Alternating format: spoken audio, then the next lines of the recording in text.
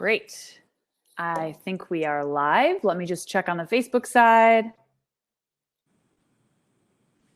Connecting. Great. Awesome. Hi, everyone. Hey, Annalisa. Hey, Maureen. Good morning. Good morning. Or I guess good afternoon, guys. Afternoon here. Yep. So welcome, everyone. Thanks so much for joining today. I see we've got a lot of folks in the Rochester area. We have some folks in Chicago, Buffalo, upstate New York, Alberta, Canada. That's awesome. Thanks so much for joining us for the first ever Fireside Chat that we're doing in collaboration with Startup Grind and Startup Grind Rochester and Metro Collective. I'm Maureen Ballatori. I am a partner in the Metro Collective, which is a collection of people, ideas, and spaces that foster growth and connectivity in Rochester and the Finger Lakes. I'm here today with Annalisa DeMarta of Lone Cone and Ridgeline Insights. Hello, Hi, Annalisa. Good afternoon. Yeah. I'm going to introduce Annalisa in just a minute, but before we begin, I wanted to make sure that we extend some gracious thanks to Startup Grind for helping us push all of this event out today and promote it all across their platforms as well as ours. Startup Grind organizes events for the community, by the community, and special thanks to Michael Thaney for helping us put this together. So Annalisa has spent more than 15 years as an Amazon expert. What started out as a means for her to put herself through graduate school at RIT became a career. She's the founder of 2 successful 8-figure businesses. She's a master of Amazon marketing, and her company has been one of Inc. magazine's top 5,000 fastest growing companies in the United States for the last 5 years. She currently has a team of nearly 30 people and has been named Outside Magazine's top 50 best place to work for the last 2 years. Just a little bit of housekeeping. We encourage you to ask questions throughout the session today. Please use the chat feature to do that, and I'll prompt them to Annalisa as we go through the discussion. So, feel free to save them to the end if you prefer, but you're welcome to ask them throughout the discussion as well. I have some questions planned, but we invite you to be an active participant in the discussion today in any way that you feel comfortable. So to get us started, Annalisa, why don't you start by telling us the story of how you got to where you are today? Yeah, totally. And the neat thing is a little throwback is Maureen was part of our journey, which is how we stayed in touch, which is so cool to have somebody know me from so early days. So I started like 2008, 2009, right around the recession. I was a grad student at RIT, and I needed a little bit of side money. So I was able to, I had a friend that had a bookstore, and he was like, why don't you sell some books online? This is the early days of eBay, and Amazon was just a bookseller at the time. And then kind of doing that, I was like able to make a car payment. That was cool.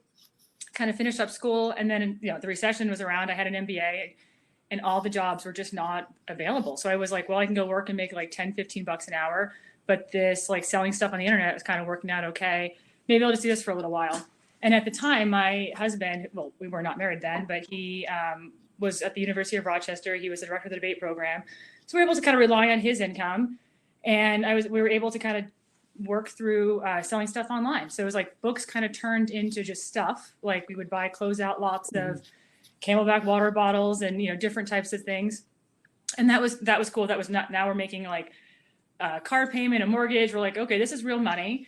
Let's take this a little bit more seriously. And what if we just cold called brands? And that's kind of around the time when I met Maureen. We were like, let's take it a little bit seriously. Let's build a website. Let's kind of put ourselves out there.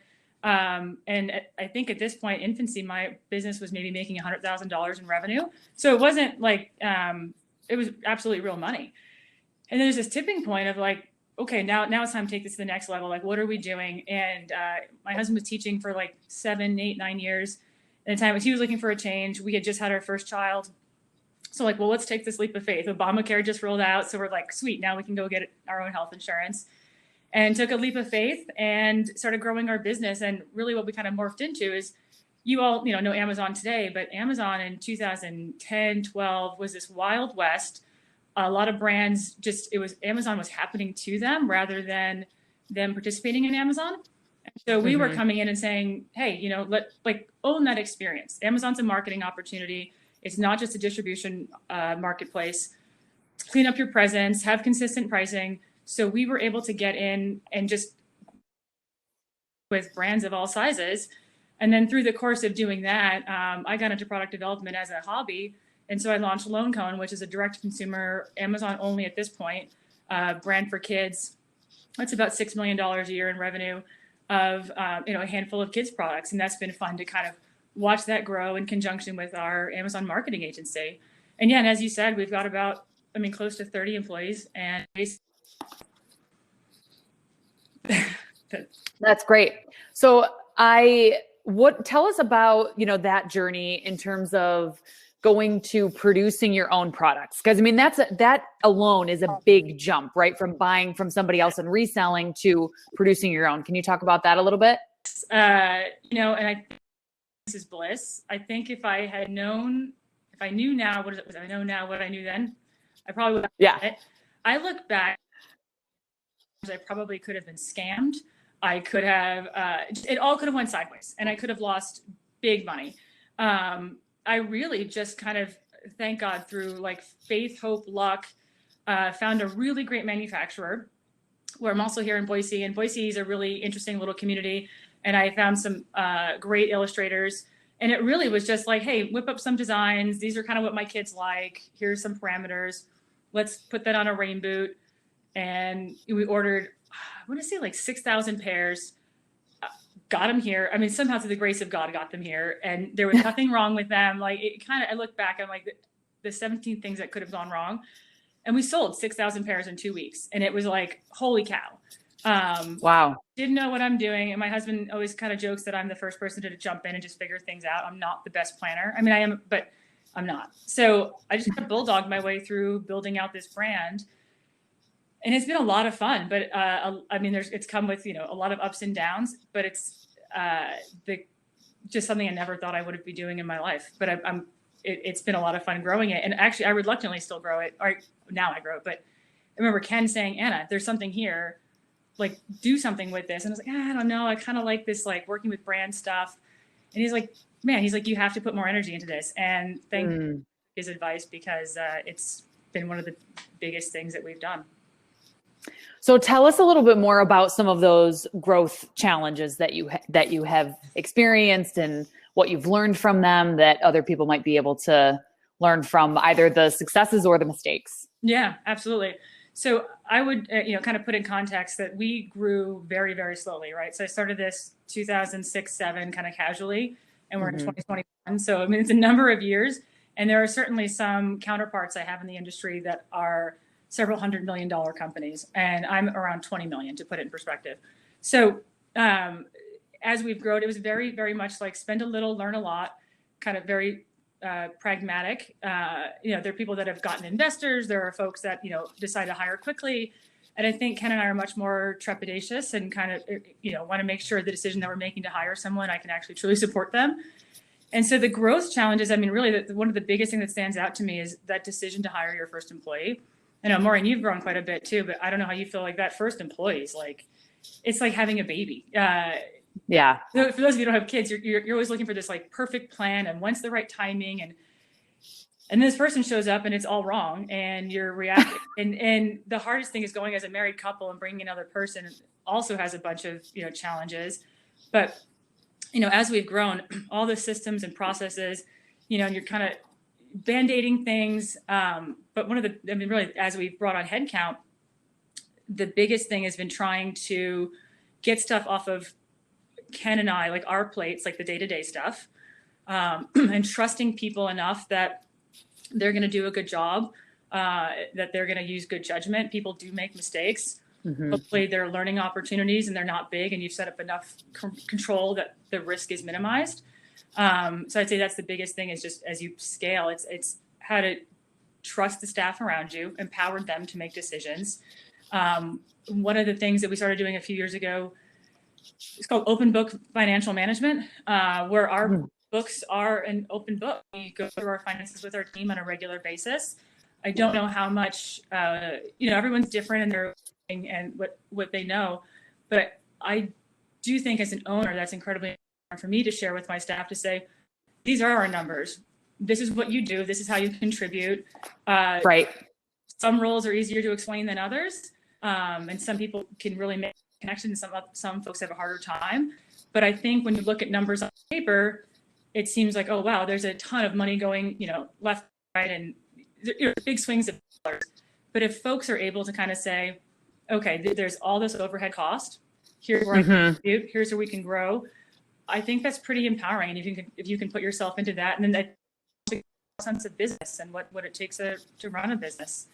So those are a little taste of challenges, I guess, and how we're trying to. Yeah, I'm curious about your decision to decide to lead the company with open financial books, because that's pretty unique. I think it's a rising trend in the industry right now. I mean, we're pretty transparent about our financials with, our team at 29 as well. But, that is a very intentional decision. So I'm curious if you can talk about that a little bit in terms of what made you make that decision, and what was your reaction of your team, especially every time you grow and, the new team members like, oh, she's going to tell us all about the financials of the company. Oh my God. Talk about that a little bit. It's funny. I wish there was this like, do we do it or not do it conversation. I just think we did it. I think we, you had this small team of, 3 or 4 folks, and you're literally working at a table together. And so they hear every single phone call. Right. So I think when we finally went from not doing our own finances to actually, like Ken and I doing our own finances, to hiring a bookkeeper and then a controller, now we have a little bit of a larger team there. I just think it always became part of that process. And now it's almost a little bit more formalized, where there's like a presentation, and here's how we closed out the quarter. It's weird. I don't think there ever was a question of us not saying it. And of course, there's stuff in there. Being a husband and wife run business, there are certainly like personal expenses that flow through that are business expenses. But it's like when you're like, they're like, well, what's the car payment? It's like, oh, that's the company car that we do use for the company. Right. And that's always a funny, like, oh, look, just ignore that one. But for the most part, it's buttoned up. But yeah, it was never a thought. One of our goals as employers was the folks that work for us, I would love for them to, at some point they'll leave. And so I would love for them to leave better than they came in, and whatever skill set that is. And we're a small company without all these resources, but if they can understand financial management, just how money works, I think that's really empowering just in your own personal finances. Yep. That's a great point. We have a question here about who was your first hire and why? So who did you decide to hire first? What did they do? That's a great question. And it was a really hard decision to try to figure out. We knew we needed help, right? So it's just Ken and I sitting at a table, cold calling, buying products, making content changes on Amazon. I mean, literally, I was doing copywriting and then also buying stuff. So we went through a rebrand. And in the course of working with a contractor, we really liked the relationship we had with this contractor. We thought we had a really good handle on personalities and workloads. And so this person worked for us for about our first year. And it was just not the right thing that we needed to grow our business. But but through the course of hiring that person, almost like it tore the Band-Aid off. And we're like, okay, now that we have this person, we can bring in this person and this person. And within that first hire, I think we brought in 5 people in 8 months. So yeah, it was just kind of, I think, through one of the best things that I've kind of learned from this experience on roles that we're not certain of or people we're not certain of. I like to contract people if possible, or do some sort of like, I want people to feel invested right away. Right. I'm just not sure what I'm going to get. Then it's like, let's do temp to hire, and we pay a contract. Let's do this for 3 months. We can assess each other's personalities. There's a lot of ambiguity that runs through our organization, and so how people roll with the punches. So that was definitely a good choice of vetting people through contract labor. Yeah, that's a great idea. Did you take a little break after that? You said 5 people in 8 months, and then did you kind of hold before you continued from there? It's always been slow and steady. Like this past year, we brought on 3 folks in a year. It always feels like, I guess, we definitely kind of run in spurts where all of a sudden it's a 5-alarm fire. We needed 14 people yesterday. Yeah. And so we bring on, 2 or 3, try to absorb them really quickly. Right. I think after that, we probably brought on a few more. I think 3 or 4 every year, maybe 5, kind of absorb as much as possible without, losing, being small, like just how do you train people? How do you, I still have day-to-day work, but then if I'm also training somebody, they become really hard to absorb, just both culturally and physically. Right. Yeah. Yeah. I mean, very, very methodically. And then are you guys with COVID all full remote now? Yeah, unfortunately. And that's been a challenge. I mean, all these LinkedIn articles of how to stay connected and how to do stuff. And I think every company is feeling it. But yeah, we made the decision, middle of March, and we're all home. Right. We have a great office in downtown Boise, and I actually just bought a building downtown, which I'm super excited. We'll move our office there.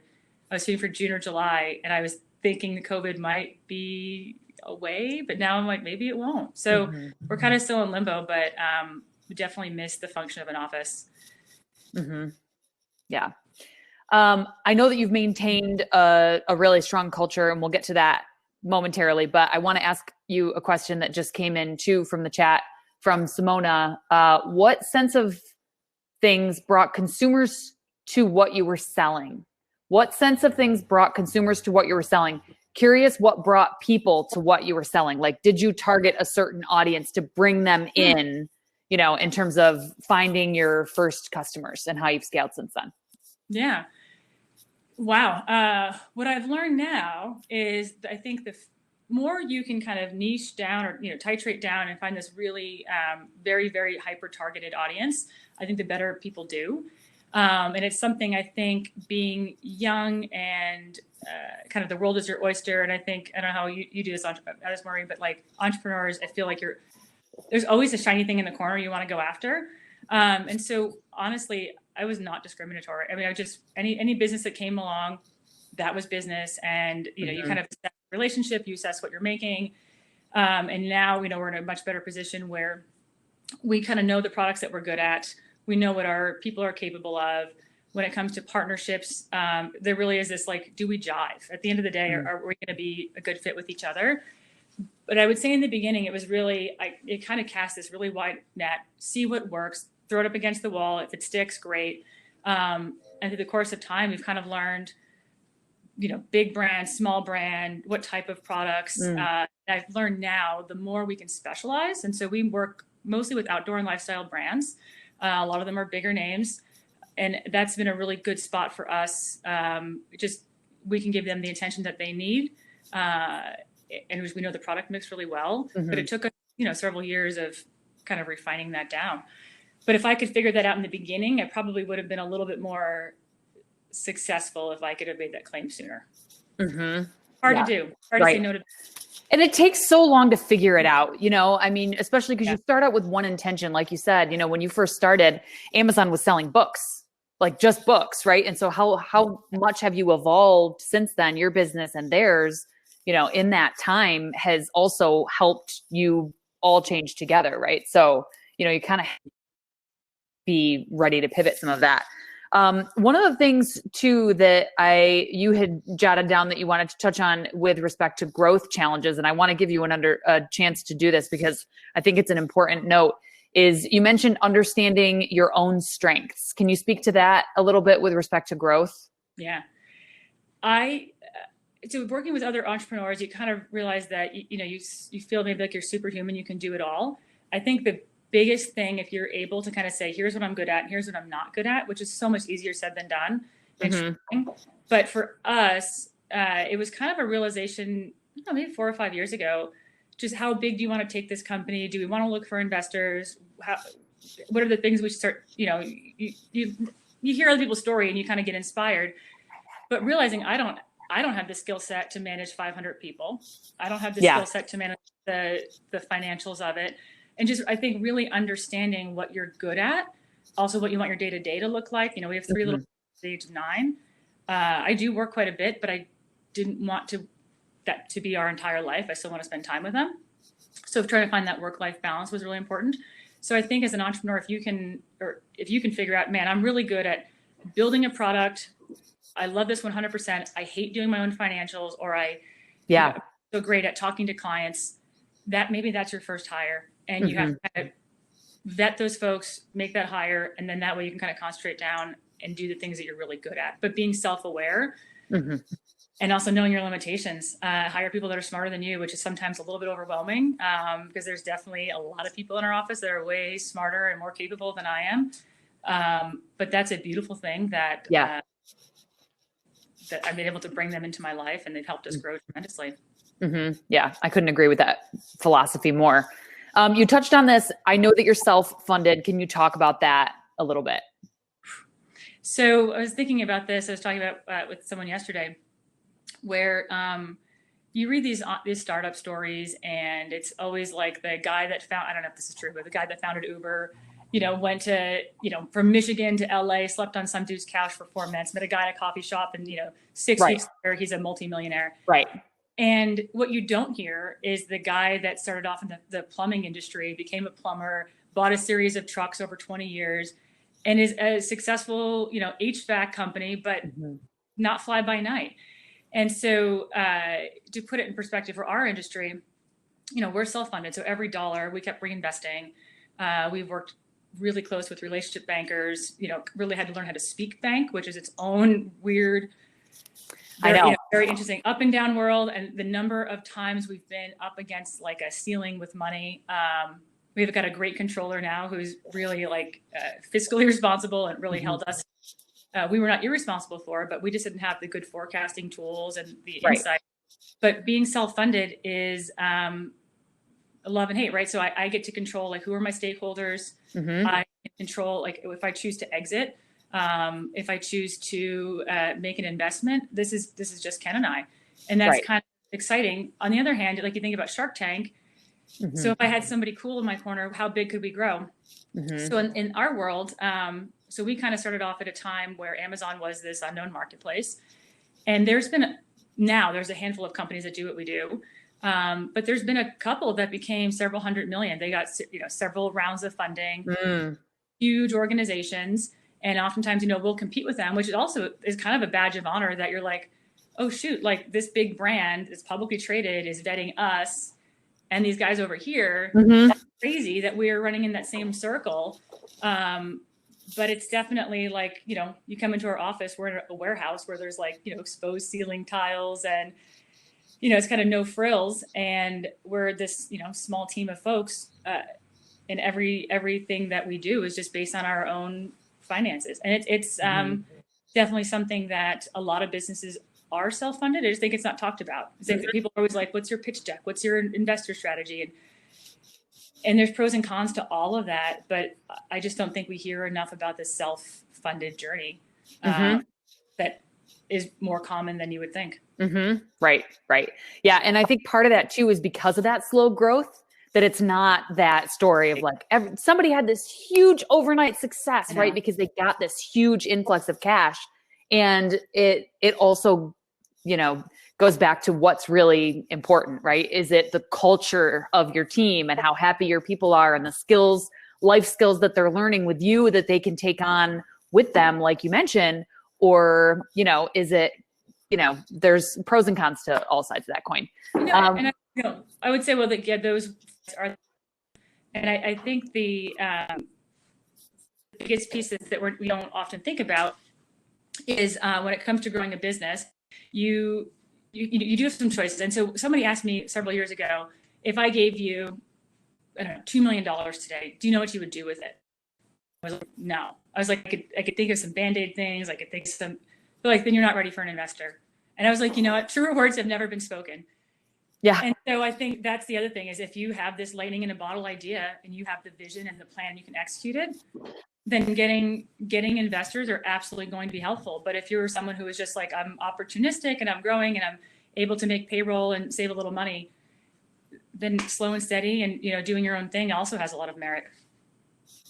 Yeah, totally agree. We have a question here from Kyle. How competitive has the Amazon market become? Through TikTok, I see many influencers trying to sell their Amazon FBA courses, and I'm sure that's creating more stores within the marketplace. 1000%. Amazon is definitely a saturated ecosystem, but the cool thing about Amazon is there's something for everybody. It's a great branding marketplace. So, you and I can both sell cell phone cases. Maybe mine's a little bit different, targeted towards left-handed people. and maybe yours is cheap. It's whatever it is. I think there's an opportunity for everyone to fit in.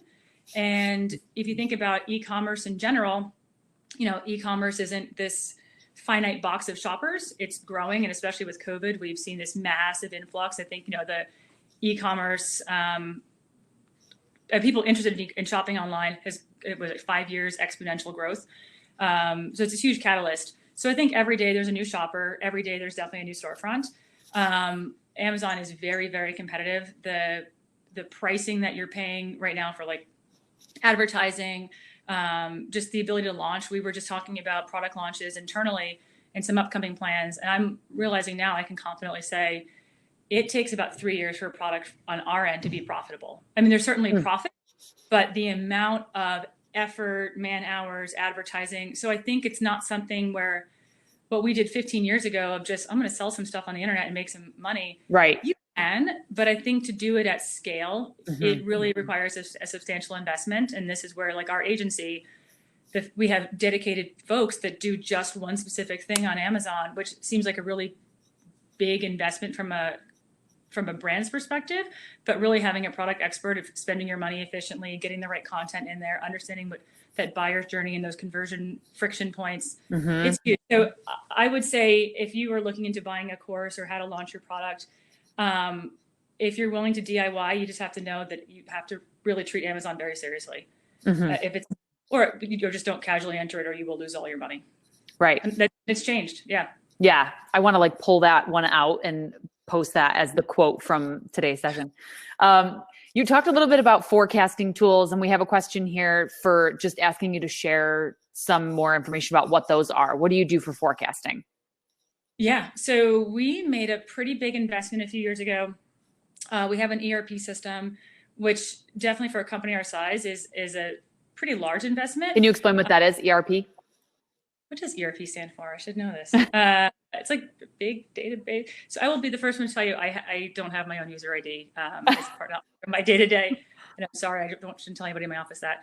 But basically, it's a database that if I want to make a purchase, we place a purchase order. I can track that entire purchase order all the way through. And so I get my bills paid through that. So I'm able to get SKU level margin analysis. So I can say what my return rate was, what this cost me to ship it here, there, whatever those pain points are. And so when I start looking at like what's worth it and what's not, this is a really helpful tool. But with that, I have a couple of buyers that buy products and work with our brands to have them do forecasting. And there's a handful of third-party tools on Amazon you can use as well to kind of give you some insight of how many units they would move through in a month. And then you kind of add our own spin on it. We work with the brands to kind of say, well, what are the things that you're doing outside of Amazon? Right. That's been the biggest change in the last 2 years is you're off Amazon advertising or marketing strategy. And try to be as consistent as possible. So if you're launching a new backpacking pack and it's new for 2021, and we're talking about that in your blog, you're talking about it in your social media, you have your influencers, that's the thing we should be advertising on Amazon. But knowing that and kind of knowing what your marketing schedule is, we'll throw that into our forecasting tools as well. So I wish I had some specific tools, but there is a number of, depending on where you are and what you're selling, there's so many good tools that have been built in the last few years that will give you some analysis. And then it's a matter of doing some hindsighting and saying, was that true? So am I really going to sell 1,000 units a month? Why didn't I? What were those points? And then kind of scrubbing that data and making sure that you're somewhat accurate. Yep. But forecasting is just that it's a guess. It's a whack. Yep. Yeah.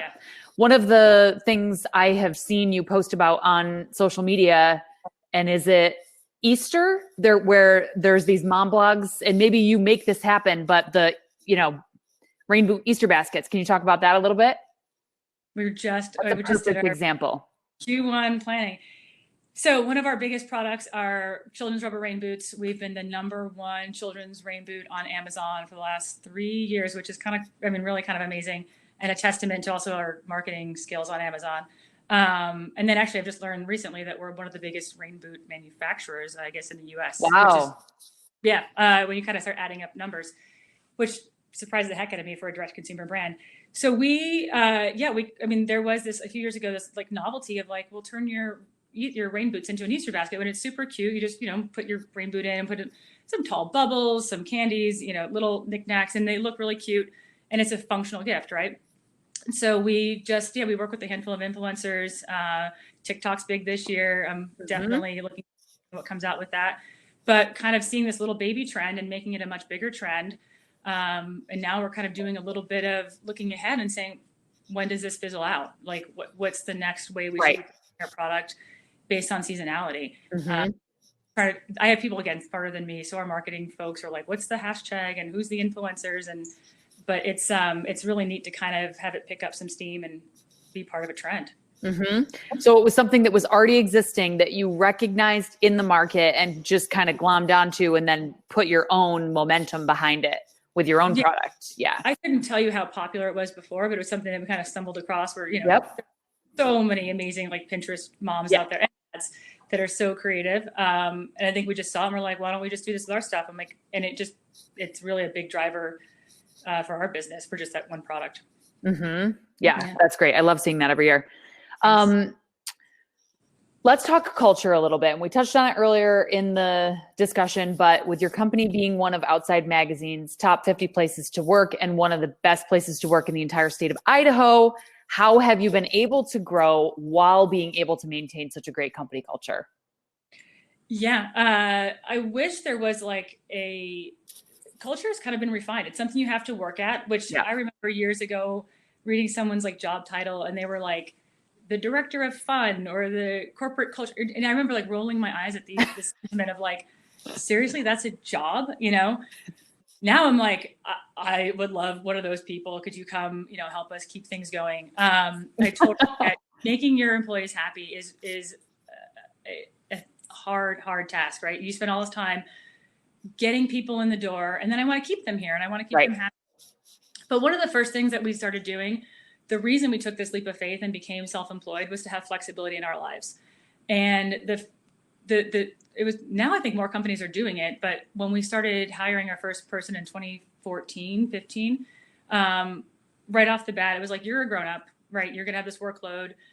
You have to self-manage that. You have to tell us when you're out of bandwidth, but also like, you should make your own hours. You should come and go as you please. I don't need to know when you're going to a doctor's appointment. If you have to take surgery and you have to be gone for 4 weeks, let's figure that out. There's not a lot of really good policies in our handbook on like bereavement time and maternity. And unfortunately, we're trying to like figure this all out now and kind of say, what are the parameters? Because we've yet to really be burned by this. It's the biggest thing we do to drive our culture is just respect your staff. Like, I trust that you are a functioning adult and you will get stuff accomplished, and we'll, together we'll come up with KPIs and goals. We have touch points, and communication is really hard to maintain, but it's something that we have to create these 2 ways to make sure we know that work is being done, your needs are being met. I think we saw a lot with COVID. I had a lot of staff say that, and it's not my fault, that they were, someone said it was like, I'm living at my office. Yeah, right. And I can't stop people, right? I had to kind of say, okay, well then guys, you got to put up your boundaries. You have to say like, I'm done at 5, or because you're homeschooling, do you take the morning off and do your kids' schoolwork? Because that's a priority. Right. And then do you work in the afternoon? Do you work on Saturdays? Like, how can we all meet each other where you need to be? I get it. I'm struggling with the same balance, but it's hard to keep for us culture in a virtual environment, but really them with human everyday compassion. I think that kind of creates a better work environment and a place that people want to be part of and contribute to, as opposed to it's Friday at 3:30. I got to keep working until 5. It's like, why? Go camp, go ski, go do something. Like, don't keep working because you have to. Giving people that respect. So that's why I guess my biggest advice is just treat people like they're people, and you'll get a lot more back. Yeah, I think that's great advice. What are some of the most difficult things in your day-to-day? Every day is different, which is a really cool thing to say, that, I don't get a case in the Mondays, but it's definitely because of that. I often find myself in meetings where I'm talking about strategic planning and like big picture stuff, but then my kid will come in and say, can I have some money for Roblox? And I'm like, whoa, I'm working. And then, it's lunchtime. And it's just, I think managing all these different puzzle pieces that are so different. I feel like that's one of the biggest things that I'm really struggling with now. And I think there's a lot of weight as an employer. I don't know how much people say it, but have a big head count, right? And every single person, like there's folks that, you do employment verification for mortgages and you're like, wow, that's people have families and they're paying for college tuition. Some are buying houses and they're all relying on me. And that's it's a lot of stress. And so doing like forecasting and how much are we bringing this year? And those become really big conversations and making sure that, there's enough to keep the ship afloat. Those are, but then also at the end of the day, I got to call the janitor service and make sure that like someone's still showing up to, clean the office. So there's just kind of wearing a lot of hats. I think it's really big challenges at this point, my day-to-day challenges. So speaking of stress and managing those day-to-day challenges, when we were on the phone yesterday, you mentioned meditation. Can you talk a little bit about self-care? Easier said than done, right? I don't know if that's every woman or mom, and I'm sure guys have it too, but I think we all struggle with not putting ourselves first.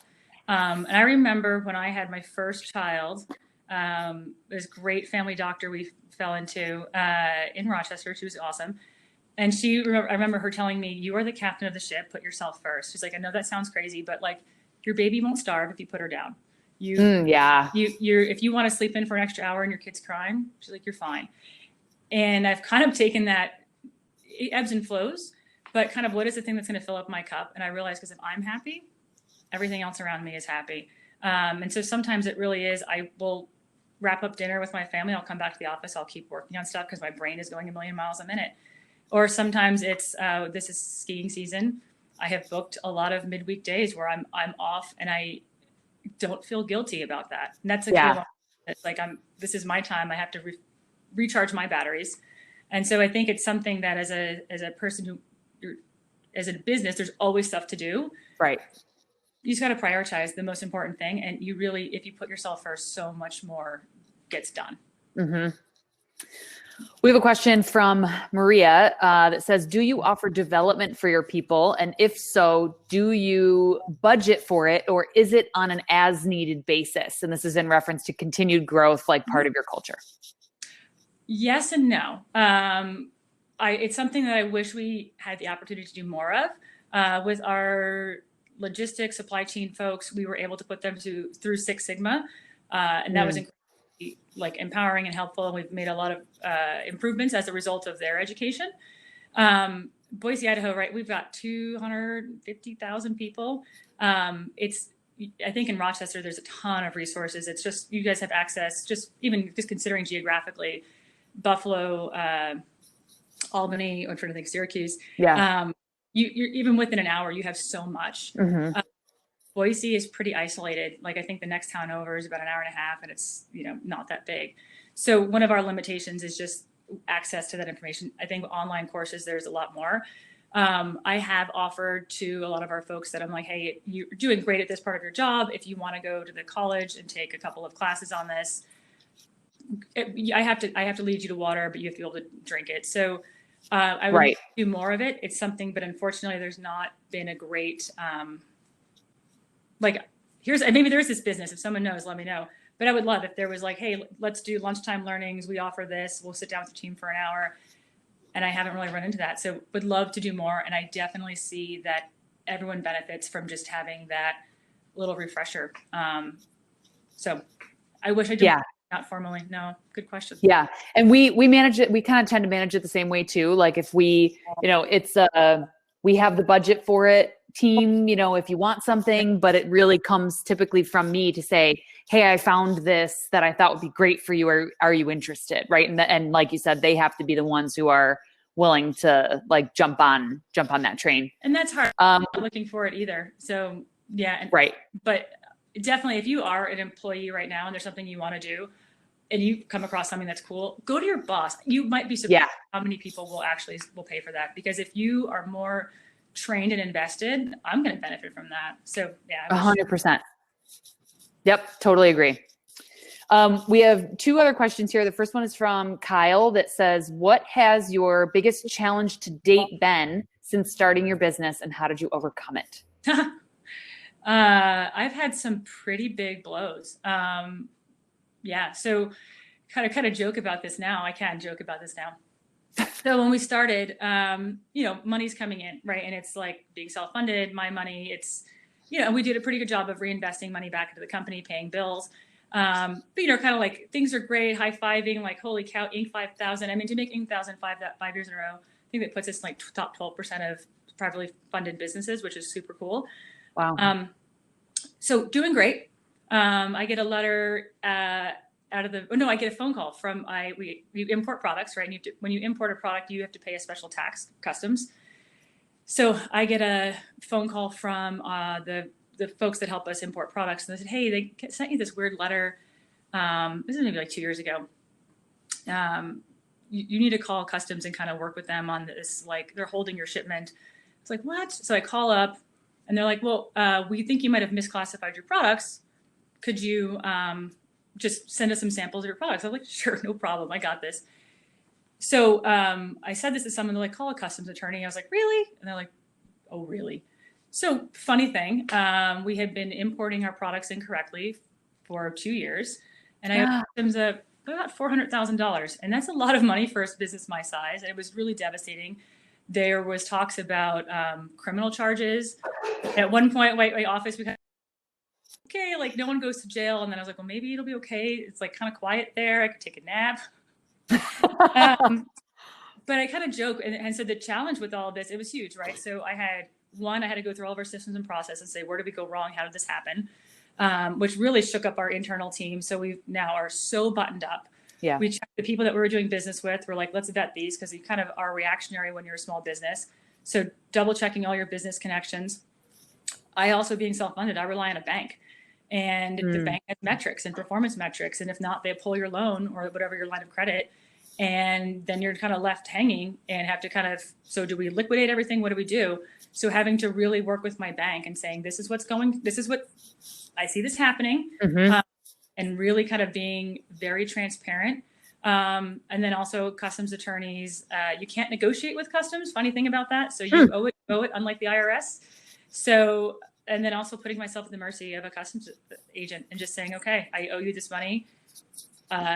This is the best that I can do. And thankfully, we had a good year. We were able to kind of pay it last year, but it was pretty rattling. And so overcoming it, it still hurts because I wasn't able to like adjust my prices based on this new tariff. I wasn't able to react to the money that I was spending. So I think for us, the biggest thing now is anytime we jump into something, I won't hesitate at that $600 attorney call, because I'm like, I want to get where did this go wrong? How do I button myself up, protect myself? Got so much more insurance. I think it was an eye-opening experience of, you're rowing the boat, everything's great, and then it's not. Yep. So big challenge, but I don't know, kind of cool that navigated some big customs things. So yeah. One of the recommendations that I hear people make to startups all the time, like especially that person that wants to leap, but they're not there yet, is that you have to have an attorney in your corner that you can call, not necessarily on retainer 100% of the time, but you have to have someone that you can call, and a really good like accountant or tax person or someone that can help you, figure out the tax component. Yes. Having those, and it sounds crazy, but was it like an ounce of prevention, pound of cure? I think I tend to be so cheap that I was like, I don't need to call them. Now I'm like, call them first, because even if it's verifying what I already know, that's great. And the thing I've also learned with all that, then you also have a paper trail that you're like, I did my due diligence. If something happened. So lessons learned. Yeah. That's a great story. It's not a great story, but it's a great story for everyone else. Lessons learned. If I knew then, it's all part of the journey. Neil says that rumor has it you're a little TikTok famous. Can you tell us about your experience on the platform? So this kind of popped my TikTok fantasy bubble. So apparently the way the TikTok algorithm works is if you post your first 10 videos, they make one of them go viral. So that's it. So I did not realize that TikTok would make everyone go viral, but I do enjoy TikTok. I think it's I think it has at this point, it kind of reminds me of maybe Amazon in the early days. People kind of look down on it and it's this like terrible distraction, but I see it from a branding, marketing perspective. I think it's something that brands should be launching onto. Yeah. It's if I was Netflix, I'd be kind of shaking a little bit, and just in terms of capturing other people's attention. Yeah. It's such a neat platform. It's the only platform I can think of where I can get a Billboard top 40 hit and put my product to it, and I'm not paying, the artist a royalty fee. So true. I can go. It's such a neat little platform. But yeah, I have follow me. I think I've almost 1,000 followers, but I don't have great content, so you would also be disappointed. Working on it. I'm open. If anyone's a TikTok content strategist or has like some really great ideas for brands, I am in the market. So I'm on LinkedIn. Feel free to. Awesome. Hit me up. I agree. I think, TikTok is one of the next big things. I saw Tim Hattenberger. I saw him in our guest list here, who's a friend of mine, and he started making bread during the pandemic. Like many people, sourdough was like the thing, that one of the big trends of the pandemic. And he posted a video on TikTok too that went viral, and it was just him making bread, right? And so, it's one of those things that it really does have big power and opportunity for amplification. And I think goes back to what you were saying before too about, the example with the rain boots and, the influencers for Easter is that's the thing now, or it has been for a number of years, but what's next? And I think as an entrepreneur, you always have to have your mind on that, an eyeball on that next thing and what's going to be the next thing that's coming down the pike. Yeah, skills though. My TikTok dancing skills are subpar, but yeah, it's who has time for that? I mean, maybe that's something that your kids can work on while you're working, is like practice some TikTok dances, and then you can just post them on your feed and, win-win. It gives them something to do. And so also TikTok algorithm does not like children. So they will boot you to this, or they will like not play your stuff. I think like children running in the background, fine, but not as the primary person. I think it's the under 18 and like the. Got it. But yeah. Interesting. So I'm slowly learning. Yep. Let's talk about the fact that you and your husband are both involved in the business. Can you talk a little bit about what it's like working with your spouse? Best business partner, worst business partner. No, so Ken and I have been together. We were just doing the math, like 16 years, which is crazy. Think about what you've done in the last 16 years of your life. It's honestly the best thing. I am amazed that we've made it this far together. Certainly we have the capacity for, work carries into home, and sometimes home try not to bring it into work, but it happens. But we share our wins, we share our losses. The biggest thing I think that we're still struggling with 6-7 years after having employees is define roles. And I think having a team of people, I think they're all pretty good about it now, but definitely in the beginning, it was treating us as not one person. So I know you told Ken that, but did you tell me that? Right. Because, we wouldn't, if we were two female in business partners or whatever, we would be independent people. Mm-hmm. So really understanding that we're separate people. Definitely it's, when things are good, things are good. When things are bad, things are bad. But it's really neat to grow with your partner in a way, and we complement each other really, really well. I'm really lucky. I know without a doubt we would not be here today without each other. I grew up upstate New York, like just north of New York City, super poor hometown, and I look back and I'm almost like surprised that I got this far. I mean, like we borderline like a government assistance, and so this scrappy, like I really am good at sales, and my husband is really great at communication, and so the two of us together, it's been this really nice, compliment to each other, and I'm grateful. So it's not without challenges, but if you love your partner, everyone can do it. Especially it's great to have one that's great at communication, because that's such a core component of healthy teams, healthy relationships. A lot of it comes down to strong communication skills. Yeah. The ability to put together arguments are huge. Yeah. Just the way he thinks strategically and how to put puzzle. I mean, he's coached me on it for so long, but it's a gift, and it's something that I definitely am grateful that he's taught me. Mm-hmm. Yeah. I'll give one final call for questions for anybody to throw any final questions into the chat. We've got about 10 minutes left. Can we go back to the jump from, you were doing this as a side hustle thing, you're able to pay your car payment. Oh, look, we're paying our mortgage. Talk a little bit more about that jump from part-time or, side hustle to full-time entrepreneurship. I think this is probably where a lot of folks get stuck. Mm-hmm. Because your job is safe, it's secure, you get benefits, and there's a lot of unknowns. And so for us, we were lucky that Ken was still at the University of Rochester, and he had a full-time job, and his academic job gave him some flexibility in his daily life. And our job, with the recession, I wasn't able to really get a job. So, and then having kids, the job that I had would have been immediately consumed by childcare expenses. So I, staying home and doing the side hustle, it was kind of at some point where Ken was doing the math and he's like, man, I've been here almost 10 years. I love what I do. This is not forever. And so we were like, well, what's the next move? And Ken's from Idaho. So he was like, I want to move out here. And as a New York girl, I was like, I don't know if I'll move out to Boise, Idaho, man. But he got me here, and it's actually a really cool environment. But it was kind of in that leap of faith, looking through job opportunities and saying, okay, what would you do? What would I do? And kind of saying, well, why don't we take this seriously? And we took about 1.5 years to really get our finances in order. We started living on our, kind of pocketing Ken's salary and saying, if this wasn't real, could we just live on this income, and what does that look like? Having a little nest egg. I joke about Obamacare, but that really was a huge thing of, the ability to buy health insurance. So it was kind of this leap of faith. And at the time, maybe I was like 31, 32, and Ken's just a little bit older than me. So it was they were like, okay, if we fall flat on our face and we all lose everything, we're in our mid 30s. Right. We're going to be fine. Yep. Either way.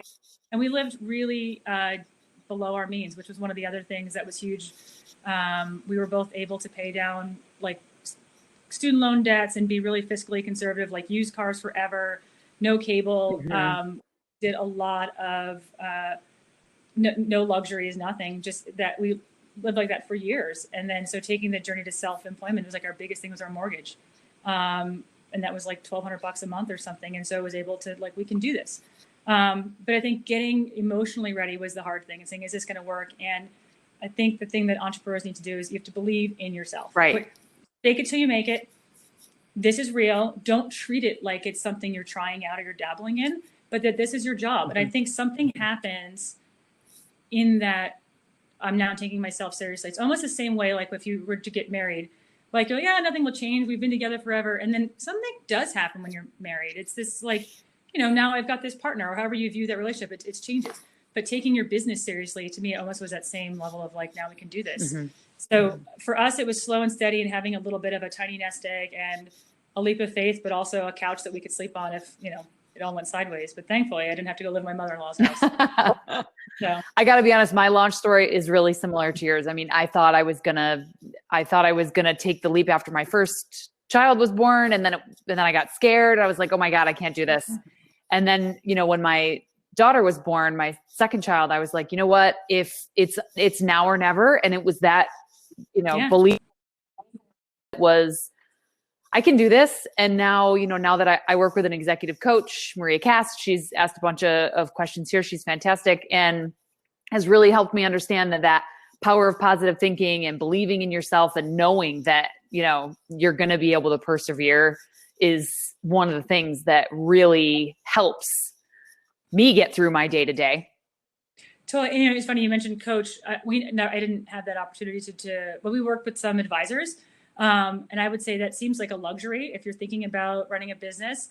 But honestly, it's someone holding you accountable. It's someone giving you a mirror. It's someone also, you have all these what is the most important thing? They can kind of help you talk through the most important thing, help you set that strategy. I think those are completely great investments. And so if you're struggling, make the investment in yourself. It's just think of it as everything I spend money on or lose money on is college tuition, right? Customs cost me $200,000, but it's 4 years at the U of R, Right.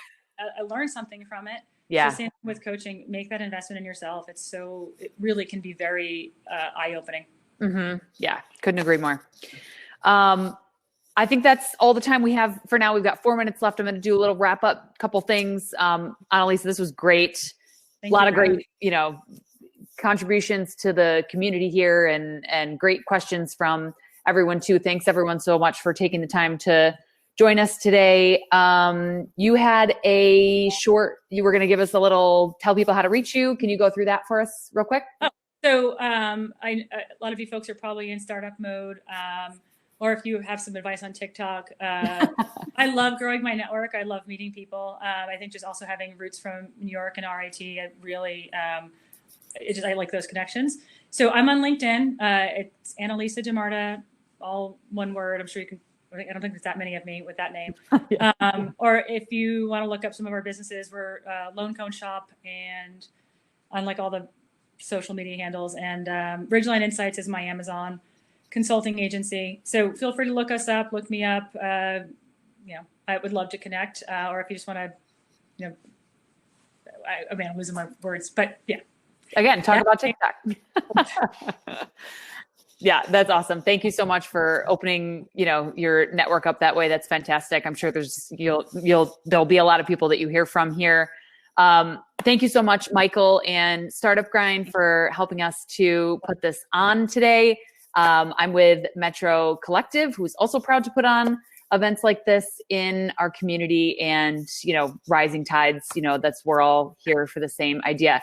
If you have an event that you would like to see us put on and help you with in the future, please let us know. You can reach me at maureen@metrocollective.com. Startup Grind is startupgrind.com/Rochester is our local chapter here.